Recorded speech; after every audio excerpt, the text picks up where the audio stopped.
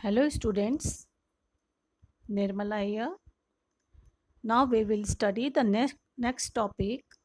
What did liberal nationalism stand for? In early 19th century, Europe were closely allied to the ideology of liberalism.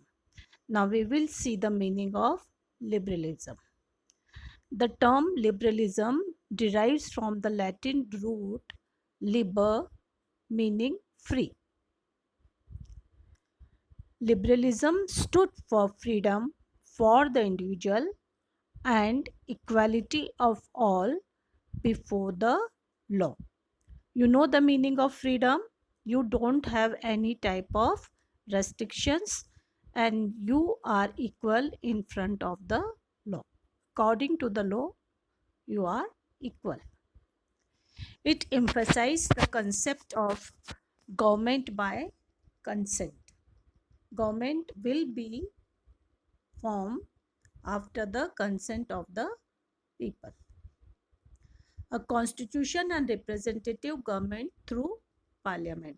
Now, if we want to form a government through parliament, it means we will conduct a election.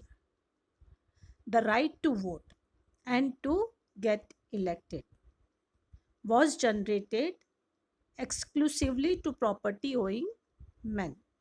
If we go back in the time of the French Revolution, it will remind you that at that time, in the starting, the right to vote was given only to the property man. Men without property and all women were excluded from political rights. If you remember, we had studied about the active citizen and the passive citizen. Active citizens who got the right to vote and passive who didn't get. And in that, men without property and women were included. Women and non-propertied men and women organized opposition movements demanding equal political rights. When they were denied the right to vote at that time, they organized opposition movements. Now here we can see women are organizing the opposition movement and they are going towards Palace of Versailles. In the economic sphere, liberalism stood for the freedom of markets and the abolition of state imposed restrictions on the movement of goods and capitals. We will come to know how the restriction was imposed. Liberalism here stood for the economic freedom, movement of good freely from one place to another without any restrictions. During the 19th century, this was a strong demand of the emerging middle classes. We have seen that middle class emerged during the French Revolution, and this class was mainly the business stream. Businessmen were there in this middle class.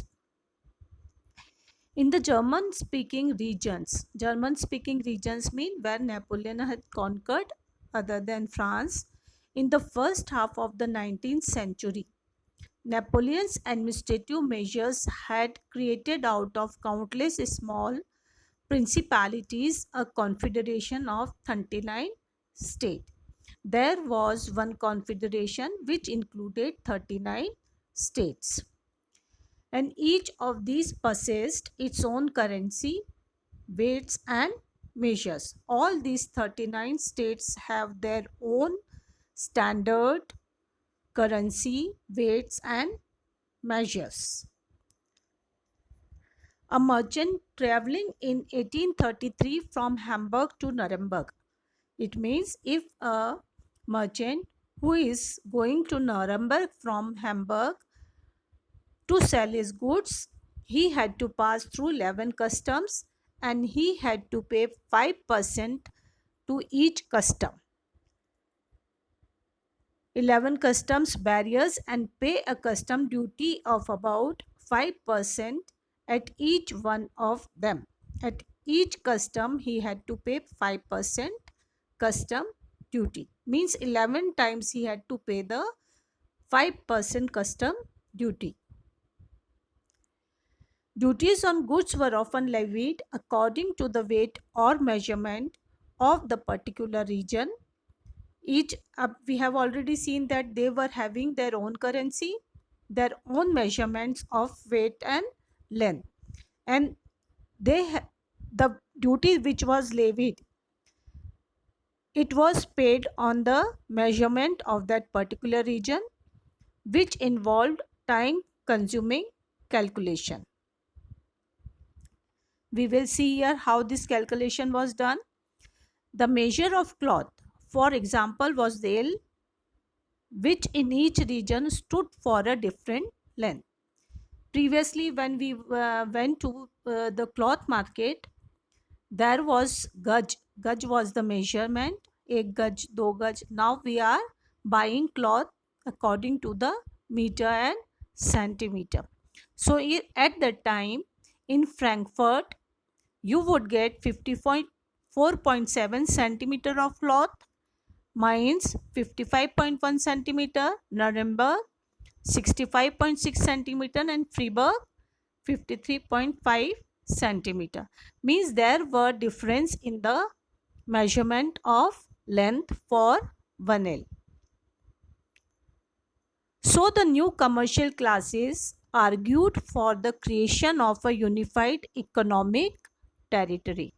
Now these commercial classes were suffering loss, so they wanted a unified economic territory to be created, allowing the unhindered means बिना किसी रुकावट के movement of goods, people and capital from one region to another region. In 1834, a custom union or zollverein, this is the must learn answer, define zollverein or what was the zollverein, was formed at the initiative of Prussia and joined by most of the German states. We are talking about time after Napoleon. Napoleon lost his rule in 1815, and this is the time after the Napoleon. Before we have studied about the time at the time of Napoleon. The union means Zollverein abolished tariff barriers and reduced the number of currencies from over 30 to only 2. Because before it was 30, now it is only 2, 1 to 2. The creation of a network of railways further stimulated mobility, harnessing economic interest to national unification. Now this is the picture of the railway engine came into existence during the Industrial Revolution. Thank you. Have a nice day.